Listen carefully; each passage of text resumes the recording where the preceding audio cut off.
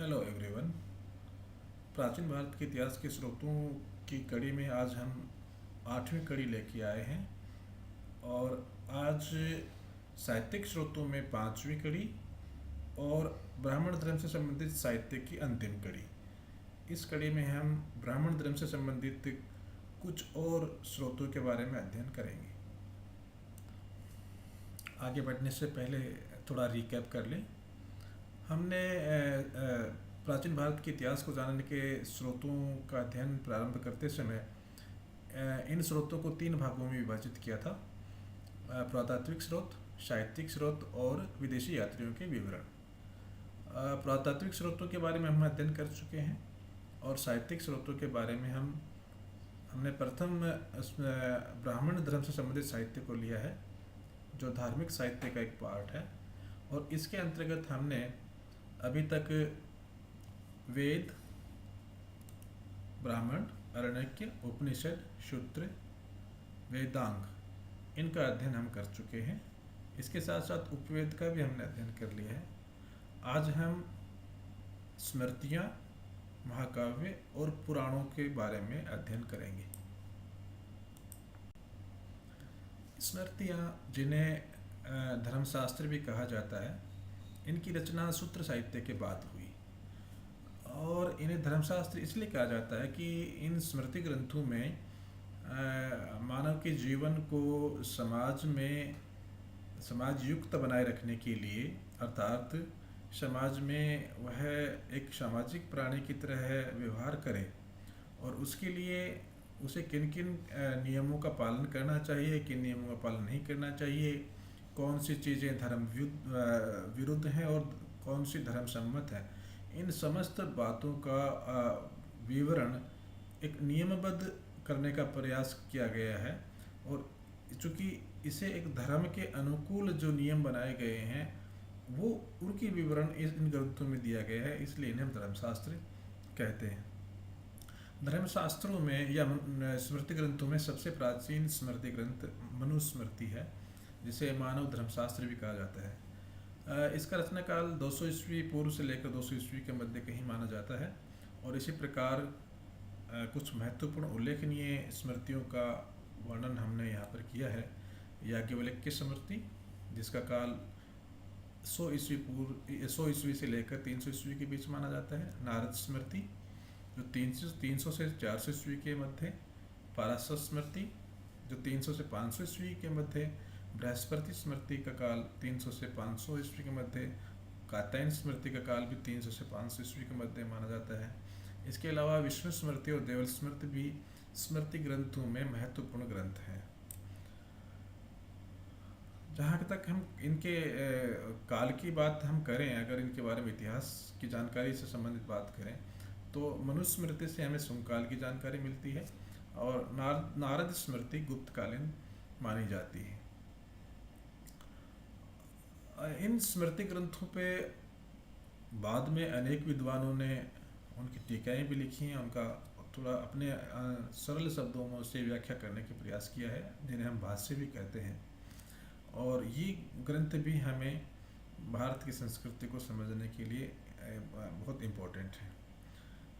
जिस प्रकार से कानून की व्याख्या करने के लिए कानून के जानकार होते हैं, उसी प्रकार से इन जो टीकाकारों ने पर्टिकुलर स्मृतियों के ऊपर अपने विशेष विवरण दिए हैं, उनकी व्याख्या करने का प्रयास किया है। प्रमुख जो टीकाएँ लिखी गई मनुस्मृति पर भरूची के द्वारा, मेधातिथि के द्वारा और गोविंदराज के द्वारा। इसके अलावा कुल्लक भट्ट की तथा याज्ञवल्क्य स्मृति पर विश्वरूप, विज्ञानेश्वर एवं अपरार की टीकाएँ भी बहुत उल्लेखनीय हैं। स्मृति ग्रंथों के बाद में हम लेते हैं महाकाव्यों को। महाकाव्यों की जब बात आती है तो दो महाकाव्य हमारे सामने आते हैं महत्वपूर्ण रूप से, जिनका नाम रामायण महाभारत है। सभी लोग इनसे मोटे तौर पर वाकिफ़ हैं। सबसे पहले हम रामायण लेते हैं। रामायण की रचना वाल्मीकि के द्वारा की गई थी और उन्होंने संस्कृत में इसे रचा। यहाँ एक उल्लेखनीय बात यह है कि ये माना जाता है कि रामायण और महाभारत किसी एक व्यक्ति की रचना नहीं है। इसमें समय समय पर कुछ परिवर्धन और संशोधन होते रहे हैं। इसलिए इन दोनों ग्रंथों को अध्ययन करते समय हमें इस बात का विशेष ध्यान रखना चाहिए कि इनमें जो चीज़ हम पढ़ रहे हैं वो एक ही लेखक के द्वारा लिखी हुई हो, ये कोई आवश्यक नहीं है। जैसे माना जाता है कि रामायण में पहले 600 श्लोक थे, जो अब बढ़कर 24,000 श्लोक हो गए हैं, और इसलिए इसे चतुर्विंशति संहिता भी कहते हैं। रामायण भारत का प्रथम महाकाव्य है और इसलिए आदि काव्य भी कहा जाता है। माना जाता है कि 500 ईस्वी पूर्व इसकी रचना 500 ईस्वी पूर्व में इसकी रचना हुई थी, परंतु जो आज हम रामायण देख पा रहे हैं उसका जो वर्तमान स्वरूप है वो गुप्त काल में जाकर निश्चित हुआ। इससे पहले इसमें संशोधन परिवर्तन जो भी हुए हैं वो इसमें हुए हैं। पूरे रामायण महाकाव्य को 7 अध्यायों में विभक्त किया गया है, जिन्हें कांड कहा जाता है। तो इसलिए हम कह सकते हैं कि रामायण 7 कांडों में विभक्त है। इसमें बाल कांड, अयोध्या कांड, अरण्य कांड, किष्किंधा कांड, सुंदर कांड, युद्ध कांड और उत्तर कांड। जैसा कि मैंने थोड़ी देर पहले बताया था कि समय समय पर इसमें परिवर्तन हुआ, ऐसा विद्वान मानते हैं, और इसलिए उत्तरकांड के बारे में भी विवाद है कि उत्तरकांड मूल वाल्मीकि रामायण का भाग नहीं था और उत्तरकांड की रचना बाद में की गई, इसमें बाद में उत्तरकांड जोड़ा गया। रामायण में हम लोग सब जानते हैं भगवान श्री राम के जीवन के बारे में वर्णन है कि उनका जीवन किस प्रकार जन्म हुआ और किस प्रकार से उन्होंने अपने जीवन की यात्रा को आगे आगे श्रीलंका तक वो लेके गए और वहाँ पर लंका के राजा रावण के साथ उनका युद्ध हुआ और उसके बाद में 14 वर्ष का वनवास व्यतीत करने के बाद वो वापस अयोध्या लौटे। इसमें रामायण में आर्यों के जो सामाजिक और सांस्कृतिक जीवन की झांकी हमें मिलती है। इसके अलावा आर्यों का अन्य, जिसे हम कुछ विद्वान विदेशी लोग कहते हैं, कुछ लोग अनार्य कहते हैं, उनके साथ संघर्ष का भी विवरण हमें प्राप्त होता है। दूसरा महाकाव्य महाभारत है। इसकी रचना कृष्ण द्वैपायन वेदव्यास ने की थी।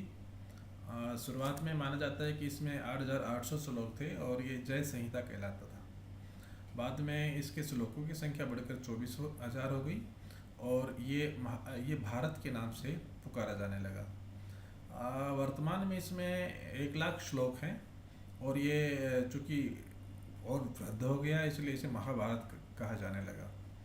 वर्तमान महाभारत 18 अध्यायों में विभक्त है, जिन्हें पैरु कहा जाता है। जैसे रामायण के अध्यायों को हमने देखा कि कांड कहा जाता है, वैसे ही महाभारत के अध्यायों को पैरु कहा गया है। इसी महाभारत का ही एक परिशिष्ट है जिसे हरिवंश कहते हैं और इस हरिवंश में श्री कृष्ण से संबंधित कथा है, इसका वर्णन हमें मिलता है। महाभारत में कौरव और पांडवों के बीच संघर्ष का वर्णन है और इसके सिलसिले में धर्म, संस्कृति, समाज, इसके बारे में विस्तृत जानकारी में प्राप्त होती है। ये जानकारी, ये माना जाता है कि महाभारत की जो रचना है वो रचना एक विस्तृत आर्य विस्तार को व्यक्त करती है। कई बार ये क्वेश्चन पूछा जाता है कि दोनों में, रामायण और महाभारत में, दोनों में प्राचीन कौन है, क्योंकि इनमें किसी में भी इस रचना काल के बारे में हमें स्पष्ट जानकारी नहीं मिलती। रचना किस वर्ष इनकी, किस घटना से संबंधित है, पर उनके जो विवरण है उन विवरणों के आधार पर विद्वानों ने ये निश्चित करने का प्रयास किया है कि दोनों में से कौन प्राचीन है। महाभारत के वन पर्व में राम के आख्यान का वर्णन हुआ है। इसी प्रकार द्रोण पर्व में सीता एवं वाल्मीकि का वर्णन है। तो स्पष्ट है कि रामायण में, महाभारत में चूँकि राम से संबंधित पात्रों का उल्लेख हुआ है, परंतु रामायण में महाभारत से संबंधित किसी पात्र का उल्लेख नहीं हुआ है। इसका मतलब स्पष्ट है कि रामायण के बाद में महाभारत की रचना हुई। इसी प्रकार अगर महाभारत का हम विस्तृत अध्ययन करते हैं तो उससे जो भौगोलिक जानकारी प्राप्त होती है वो रामायण की तुलना में बहुत ज़्यादा विस्तृत है।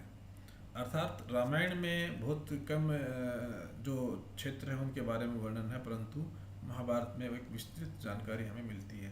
तो हम ये कह सकते हैं कि रामायण कालीन आर्यों की जानकारी, भौगोलिक जानकारी सीमित थी, और महाभारत तक आते आते उनकी जो है भौगोलिक जानकारी और ज़्यादा विस्तृत हो गई, और इसलिए रामायण पहले रचा गया और महाभारत के जो घटना काल है वो महाभारत का घटना काल उसके बाद का है। ब्राह्मण साहित्य से संबंधित एक और महत्वपूर्ण ग्रंथ है पुराण। पुराण दो शब्दों पुरा और अण से मिलकर बना है। पुरा का अर्थ होता है प्राचीन या अतीत, तथा अण का अर्थ होता है कहना या बतलाना। अर्थात ये वे ग्रंथ हैं जो प्राचीन घटना के बारे में हमें जानकारी देते हैं या बताते हैं। इसलिए इसे, चूँकि पुरानी घटनाओं के बारे में जानकारी देते हैं, इसलिए पुराण कहलाई। इन पुराणों में सृष्टि की इस रचना से लेकर इनके प्रलय तक का वर्णन है। जहाँ तक पुराण शब्द की प्राचीनता का सवाल है, तो माना जाता है कि पुराण शब्द अत्यंत प्राचीन है। वेदों में भी इसका उल्लेख हुआ है। अथर्ववेद के अनुसार पुराण का जन्म ऋक, शाम और यजुस और छंद के साथ ही हुआ। इसका मतलब है कि पुराण ऋक, शाम और यजुस तथा छंद के साथ साथ ही जीवन में प्रचलित हो गया था।